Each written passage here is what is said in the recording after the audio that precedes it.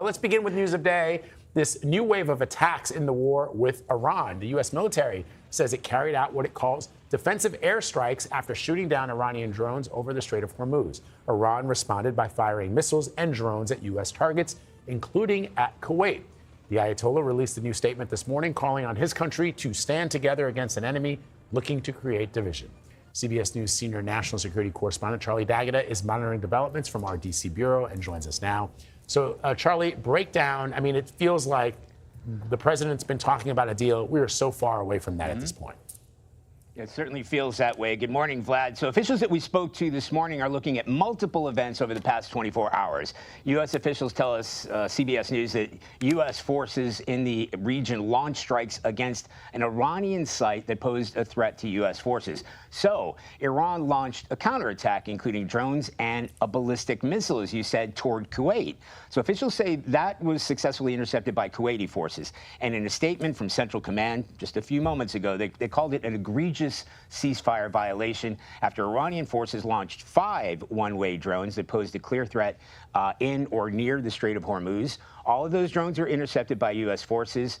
They also prevented a 6th drone from being launched from an Iranian ground control site in Bandar Abbas. Now, despite this, the U.S. officials say the ceasefire is still holding, but it may be holding by a thread. Iran's Revolutionary Guard released their own statement saying the U.S. attack on Bandar Abbas, they targeted the U.S. base responsible for that attack. This is a serious warning so that the enemy knows the aggression will not go unanswered, and if repeated, the response will be more decisive, according to that statement.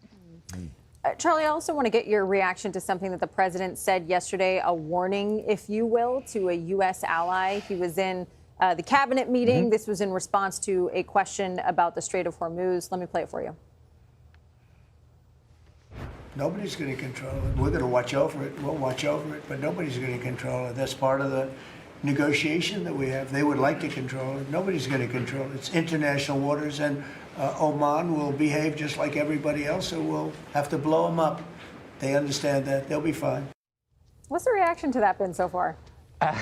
Well, certainly came as something of a curveball. Oman is ostensibly a U.S. ally. In fact, the U.S. military has military and economic ties that go back with Oman for decades. Oman is also taking part in mediating talks between the U.S. and Iran. U.S. forces have even used ports and air bases there. So, in fact, Oman came under attack from Iran during the last round of fighting. And the British maintain a military base there. But President Trump's statement was a reaction to reports that came out of Iran that Tehran and Oman were discussing ways of controlling the Strait of Hormuz by possibly even charging a toll there. Both sides share that narrow stretch of waterway, even though an even more narrow strip is considered international waters because of how important that is to global shipping. So the White House hasn't walked that back. Some were suggesting maybe he confused Iran with Oman, but they said he meant what he said. So we're waiting to see if there's any reaction from Oman, but that Arab nation tries to maintain some kind of neutral status, so we'll see.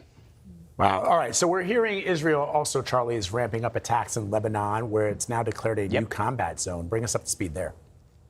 Yeah. So, Vlad, this is where it gets confusing because part of the vocabulary of this peace agreement, for as much as we know, says that all warring parties, which means the United States and its allies, which would mean Israel and Iran and its allies, proxies in the region, would stop any kind of military activity. But what we've seen from the Israelis is they have continued to not only encroach into southern Lebanon, but to take out targets inside southern Lebanon. So there's supposed to be a ceasefire in place, but the Israelis don't really see it that way because they continue to go after targets they see as a threat. And they still have, we reported this weeks ago, the Israelis have gone into southern Lebanon and they're holding that territory. So if anything, they're advancing into Lebanese territory. And honestly, I can't see the Israelis pulling back at least anytime soon. All right. Charlie D'Agata reporting from Washington for us this morning. Charlie, thank you, my friend. CBS News White House reporter Aaron Navarro joins us now from our D.C. bureau. Aaron, I want to talk messaging, right? Because we've got a lot of Americans who want to see an end to this conflict. But as we just talked about with Charlie, it doesn't really seem like there's clarity there. How is the White House navigating this messaging? Good morning, Kelly and Vlad. Well, frankly, the president was kind of all over the place yesterday in that cabinet meeting. But when it came to Iran, it was clear that he's okay with this war lasting as long as it needs to in order to prevent Iran from having a nuclear weapon, despite the political and economic ramifications. At one point, he was very dismissive of the political heat he and his party are taking because of the rise in gas prices and grocery prices. And despite the president's own approval rating tanking, the president seemed to suggest it would not change his approach to Iran or cause him to concede to any points during the negotiations. Take a listen to what he said yesterday. They thought they were going to outweight me. You know, we'll outweight him. He's got the midterms. I don't care about the midterms. Look what happened last night. That was the prelude to the midterms. People understand it. They know that, very simple, Iran cannot have a nuclear weapon. I'm doing that for the world.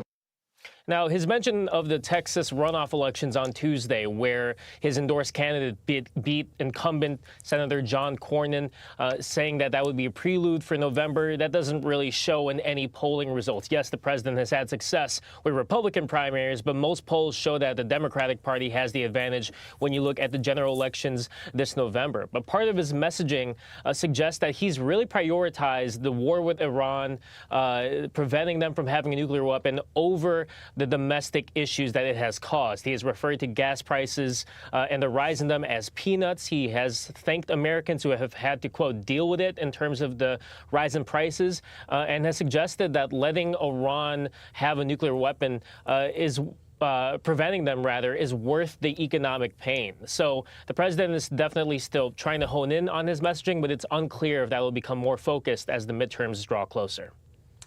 CBS News, as you know, Aaron, has learned exclusively that the president of the United States did not visit the troops that were injured in the Iran war during his visit to Walter Reed. So who did he visit? Well, he had met with service members that were at the Army's main medical center. The White House did not provide details on who they were, nor did they confirm nor deny. CBS is reporting that he did not visit the 14 service members injured in the Iranian drone attacks in the Middle East at the beginning of this war. This is according to the family of one of those soldiers and another military official familiar with the president's visit. And there is a precedent even for President Trump in terms of visiting wounded soldiers at Walter Reed. During his first term, he presented the Purple Heart to a soldier who had been wounded in Afghanistan. Again, the White House did not share any details on why he did or did not meet with these injured soldiers from the current war with Iran. All right, Aaron, appreciate the update on that.